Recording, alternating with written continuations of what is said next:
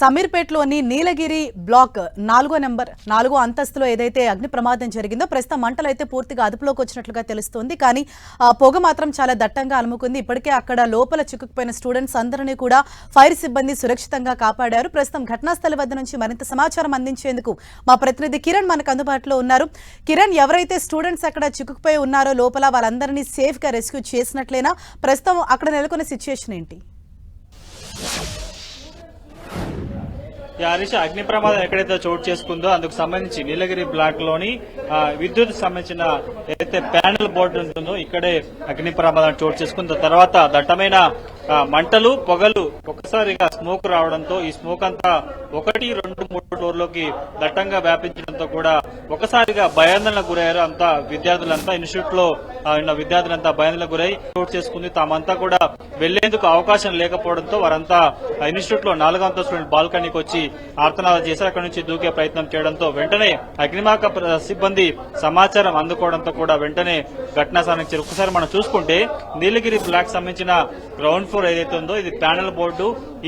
ఈ బ్లాక్ అంతటా కూడా ఇక్కడ నుంచి విద్యుత్ సర్కార్ సంబంధించి కావచ్చు, ఎక్కడ ఏ బ్లాక్ వెళ్ళాలి, ఎక్కడ వెళ్ళాలి అని కూడా మొత్తం చూపించే అవకాశం ఉంటుంది. ఒకసారి మనం విజిట్స్ చూసుకుంటే కూడా ప్యానెల్ బోర్డు అంతా కూడా మొత్తం ఖాళీ బూడిదలైన పరిస్థితి కనిపిస్తుంది. ఒకసారి మనం విజిట్స్ చూసుకుంటే మొత్తం ఈ నుంచే కూడా విద్యుత్ సంబంధించి అన్ని ఫ్లోర్లకు వెళ్లే అవకాశం ఉంటుంది. ఇక్కడ ఒకసారిగా మంటలు చెలరేగడంతో కూడా దట్టమైన పొగ వచ్చింది. ఎందుకంటే ఈ వైర్స్ అన్ని కూడా కాపర్ తో పాటు వివిధ సంబంధించిన ప్లాస్టిక్ సంబంధించిన మెటీరియల్ ఉండడంతో కూడా పొగ రావడంతో పొగంతా కూడా బయటికి వెళ్లకుండా అన్ని ఫ్లోర్లకు వ్యాపించడంతో కూడా ఒకసారిగా భయపడ్డారు. ప్రస్తుతానికి ప్రమాదం జరిగిన సమయం సందర్భంలో కూడా 4 గంటల అంటే 4వ ఫ్లోర్ లో ఇన్స్టిట్యూషన్స్ ఉన్నారు. అప్పటికే ఇన్స్టిట్యూషన్ సంబంధించిన వారంతా కూడా కొంత నేర్చుకున్న నేపథ్యంలో పొగ రావడంతో ఏదో ప్రమాదం జరిగిందని వారి కిందెళ్లికి అవకాశం లేకపోవడం, స్మోక్ అంతా ఉక్కిరి బిక్కిరి చేయడంతో కూడా ప్రస్తుతానికైతే వారంతా కూడా భయాందోళనకు గురయ్యి బాల్కనీలోంచి బయటకు వెళ్లే ప్రయత్నం కూడా చేసిన పరిస్థితి కనిపిస్తుంది. ఒకసారి మనం విజువల్స్ లో చూసుకుంటే కూడా ఇదే ప్యానెల్ బోర్డులో విద్యుత్ సంబంధించిన ప్యానెల్ బోర్డులో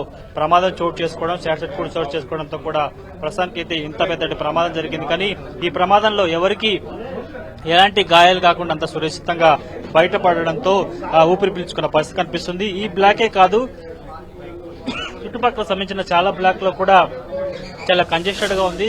గందరగోళంగా విద్యుత్ సంబంధించిన కూడా వేలాడుతున్న పరిస్థితి కనిపిస్తుంది. కాబట్టి పూర్తి స్థాయిలో ఘటన సంబంధించిన తర్వాత హైడ్రా కమిషనర్ రంగనాథ్ వచ్చారు. కేవలం నామ్స్ పాటించకుండా ఇన్స్టిట్యూషన్స్ కొనసాగుతున్న నేపథ్యంలో కూడా ఇంత పెద్ద ప్రమాదం చోటు చేసుకుంటుంది. కాబట్టి పూర్తి స్థాయిలో సంబంధించి ప్రస్తుతం ఈ బ్లాకే కాదు, చివరి సంబంధించిన అన్ని బ్లాక్లకు సంబంధించి కూడా ఒక్కొక్కటిగా పరిశీలించే ప్రయత్నం చేస్తున్నారు. కిరణ్, జనరల్ గా కూడా అంటే ఆ ఒక్క బ్లాక్ లోనే కొన్ని వందల ఇన్స్టిట్యూషన్స్ అన్నవి అక్కడ ఉంటాయి. నిత్యం వేలాది మంది స్టూడెంట్స్ వెళ్తూ ఉంటారు. మరి ఇవాళ జరిగిన ఈ అగ్ని ప్రమాదం తర్వాత దానికి ఏమైనా బ్రేక్ ఇచ్చే అవకాశం ఉందా? ప్రెసెంట్ అందరినీ వెకేట్ చేసేసినట్టు మనకు కనిపిస్తోంది. అంటే విరామం ప్రకటించే అవకాశం ఏమైనా ఉందా స్టూడెంట్స్ కి సంబంధించి?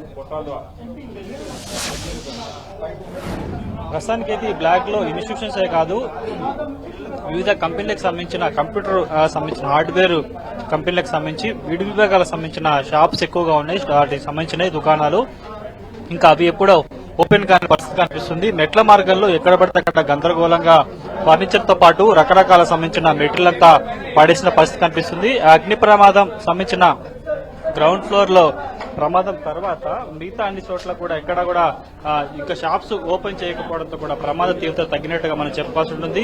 ముందుగా ఇక్కడ మంటలు వచ్చాయి, పొగ వచ్చింది. కాబట్టి పొగంతా బయటికి వెళ్లకుండా అన్ని ఫ్లోర్లకి అలుముకోవడంతో కూడా ఒకసారిగా భయంకర పరిస్థితి కనిపిస్తుంది. కేవలం అగ్ని ప్రమాదం జరిగిన సమయంలో మాత్రమే 4వ అంతస్తులో ఇన్స్టిట్యూట్ లో విద్యార్థులు ఉన్నారు. మిగతా ఏ ఫ్లోర్ లో కూడా ఇంకా కమర్షియల్ సంబంధించిన షాప్స్ కాబట్టి ఓపెన్ చేయలేదు. కాబట్టి పెను ప్రమాదం తప్పినట్టు చెప్పాల్సి ఉంది. మనం ఒకసారి గమనిస్తే ఈ ప్రమాదంతో అమీర్పేటలోని చాలా ఇన్స్టిట్యూట్స్ సంబంధించి కూడా విద్యుత్ కావచ్చు, ఫైర్ సేఫ్టీ నామ్స్ పాటించకుండా కూడా ఈ కమర్షియల్ అంతా ఎలిమెంట్స్ కొనసాగుతున్నట్టుగా మనం చెప్పాల్సి ఉంటుంది. ముఖ్యంగా ప్రమాదానికి సంబంధించి చూసుకుంటే కూడా ఈ ప్యానెల్ బోర్డే ఆ ప్రమాదానికి ప్రధాన కారణంగా చెప్తున్నారు. కాబట్టి ప్రస్తుతం పూర్తి స్థాయిలో ఇదొక్క బ్లాకే కాదు, చాలా బ్లాక్ లో కూడా చాలా అస్తవ్యస్తంగా విద్యుత్ సంబంధించిన వ్యవస్థ ఉన్నట్లుగా అధికారులు చెప్తున్నారు. Thank you Kiran.